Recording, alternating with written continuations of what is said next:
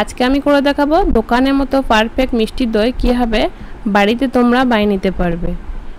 এইভাবে একবার মিষ্টি দই যদি বাড়িতে বানিয়ে নিতে পারো তাহলে আর দোকান থেকে কিনে খেতে হবে না। একদমই ক্রিমি এরকম মিষ্টি দই তোমরা চাইলে বাড়িতে বানিয়ে নিতে পারবে। চলে যাওয়া প্রথমে রেসিপির দিকে। প্রথমে কি করব, আমি হাফ কাপ টক দইকে জল ঝরানোর জন্য একটা স্ট্যান্ডারে আমি নিয়ে নেব। এটা যতক্ষণ জল ঝরছে ততক্ষণ আমি বাকি প্রিপারেশনটা করে নেব। প্রথমে গ্যাসে একটা কড়াই দিয়ে দিয়েছি এবং কড়াইয়ের মধ্যে নিয়ে নিয়েছি 5 চামচ, 4 চামচের 5 চামচ চিনি। চিনিটাকে আমি ক্যারামেলাইজ করব প্রথমে। তোমরা চাইলে এই প্রসেসটা নাও করতে পারো, কিন্তু আমি এখানে দইটাকে লাল দই বানাবো, সেই জন্য এখানে আমি ক্যারামেলাইজ করব। চিনিটাকে গলানোর জন্য সামান্য একটু জল দিয়ে দিলাম যাতে চিনিটা তাড়াতাড়ি গলে যায়। এভাবে ভালোভাবে নেড়ে চেড়ে মিডিয়াম টু লো ফ্লেমে চিনিটাকে ক্যারামেলাইজ করে নেব। ঠিক এই রকম পর্যায়ে ক্যারামেলাইজ করে নিতে হবে। এরপর আমি এর মধ্যে অ্যাড করে দিচ্ছি 1 লিটার গরুর দুধ। এখানে আমি 1 লিটার দুধের দই তৈরি করে দেখাবো তোমাদের। দুধটা দেওয়ার পর ভালো করে নেড়েচেড়ে মেশাতে হবে। প্রথমে কিন্তু একটু নিচে চিপকে লেগে যেতে পারে, কিন্তু ধীরে ধীরে যখন দুধটা দেখবে গরম হবে তখন দেখবে একদমই দুধের সঙ্গে ক্যারামেলটা মিশে যাবে। প্রথমে একটু চিটিয়ে লেগে যেতে পারে, কিন্তু আস্তে আস্তে গরম হওয়ার সঙ্গে সঙ্গে এটা দুধের সঙ্গে মিশে যাবে ক্যারামেলটা। দুধটা দেখতে পাচ্ছ ফুটতে শুরু করে দিয়েছে। এই সময় আমি এর মধ্যে মিশিয়ে দিলাম 100 গ্রাম চিনি। তো চিনিটাকে মেশানোর পরও ভালো করে নেড়ে চেড়ে চিনিটা যতক্ষণ গলে যাচ্ছে ততক্ষণ মধ্যে নাড়তে থাকবো এবং দুধটাকে ভালোভাবে নেড়ে চেড়ে ফুটিয়ে আমি 700 থেকে 750 ml মতো করে নেব। এই সময় একটু ধৈর্য ধরে চামচ দিয়ে নেড়ে চেড়ে এরকমভাবে দুধটাকে ফুটিয়ে কমিয়ে নিতে হবে। দেখে বুঝতেই পারছো দুধটা কিন্তু অনেকটাই কমে এসেছে। ঠিক এইরকম পর্যায়ে তোমাদেরকে কিন্তু দুধটাকে ফুটিয়ে কমিয়ে নিতে হবে। গ্যাসটা বন্ধ করে নেওয়ার পর এবার এটাকে আমি ফ্যানের তলাতে রেখে ভালো করে নেড়ে চেড়ে ঠান্ডা করব। খুব ঠান্ডা নয়, মানে একদম কুসুম গরম, যেমন একটা আঙ্গুল ডোবানো যায় ঠিক এরকম কুসুম গরম দুধটাকে রাখতে হবে।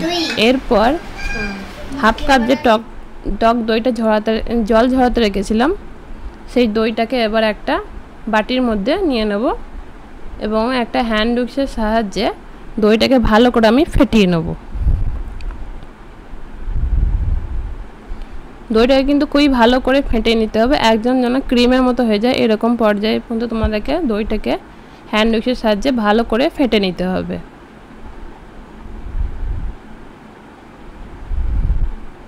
দইটা ফেটে নেওয়ার পর দুধের মিশ্রণ থেকে 2 চামচ দুধ আমি এই টক দইটার সঙ্গে মেশাবো এবং আবারও ভালো করে ফেটিয়ে নেব।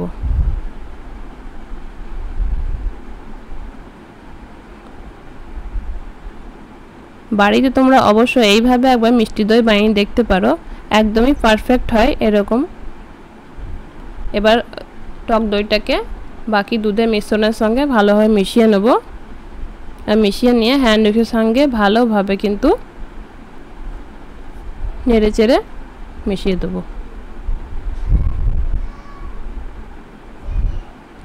আজকে আমি দইটা কিন্তু এই কাঁচের পাত্রের মধ্যে সেট করব। তোমরা চাইলে মাটির পাত্রে বা কাঁচের গ্লাসে বা কাঁচের বাটিতে বা চীনামাটির বাটিতেও সেট করতে পারো। এবার উপর দিয়ে একটা ঢাকনা দিয়ে আমি মুখটাকে বন্ধ করে দেবো। তোমরা চাইলে সিলভার ফয়েল দিয়েও মুখটা ঢাকা রাখতে পারো। এরপর একটা আমি চাদর দিয়ে এটাকে ঢাকা রেখে দেবো। চাদরটাকে ভালোভাবে ঢেকে দিতে হবে যেন বাইরের হাওয়া ভিতরে যেন প্রবেশ না করে, এবং এই দইয়ের পাত্রটাকে এমন একটা জায়গায় রাখতে হবে যেখানে ঘরের এমন একটা গরম জায়গায় রাখতে হবে যেখানে যেন হাওয়া প্রবেশ না করে। তো আমি দই বানানোর প্রিপারেশনটা রাতে করেছিলাম বলে আমি ওভারনাইট দইটাকে সেট করতে রেখেছিলাম। তারপরের দিন সকালবেলাতে আমি এটাকে ফুটেছে তোমাদের দেখাচ্ছি।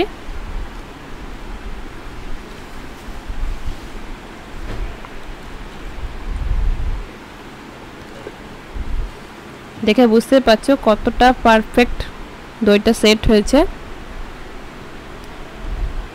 এবার আমি 2 ঘন্টার জন্য দইটাকে ফ্রিজে রেখে দিয়েছিলাম। তারপর তোমাদেরকে দেখাচ্ছি, একটা চামচের সাহায্যে তুলে তোমাদেরকে এবার দেখিয়ে দিচ্ছি যে দইটা কত সুন্দর বসেছে। তো দেখে বুঝতেই পারলে বাড়িতেও মিষ্টি দই কত সহজে কিন্তু বানিয়ে নিয়ে যায়। তোমরা চাইলেও বানিয়ে নিতে পারো। তো কেমন লাগলো আজকের রেসিপিটা অবশ্যই আমাকে জানিও। ভালো লাগলে অবশ্যই একটা লাইক ও শেয়ার করে দিও। এবার তোমাদেরকে প্লেটেও সার্ভ করে দেখাচ্ছি। দেখে বুঝতেই তো পারছো যে কতটা ক্রিমি হয়েছে, একদম দোকানের মতোই পারফেক্ট মিষ্টি দই। তোমরাও চাইলে বাড়িতে বানিয়ে নিতে পারো। তো তোমাদের সঙ্গে আবারও দেখা হচ্ছে একটা নতুন রেসিপি নিয়ে। ততক্ষণ তোমরা ভালো থেকো, সুস্থ থেকো।